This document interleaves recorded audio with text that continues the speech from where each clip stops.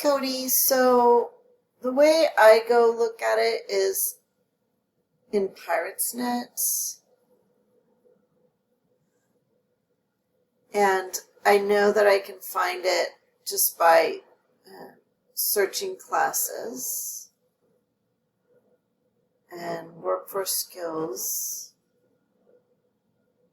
And I think it's the only workforce skills class. Yeah, here it is. So maybe this information will be enough. And let me try one more. So there's another thing. I'm going to go to self-service, which is a different app in this, or a different program. And it might be the one that you're looking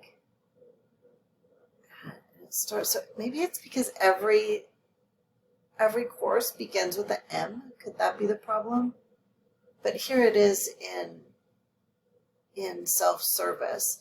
So I don't know if this is going to help. I don't see things the way you do, but we can always do this together. Or you could probably just come in on the first day of class and we'll figure it out. I think it's better if you get on the wait list, though. I think it's better just in case we have like a whole bunch of people wanting in, or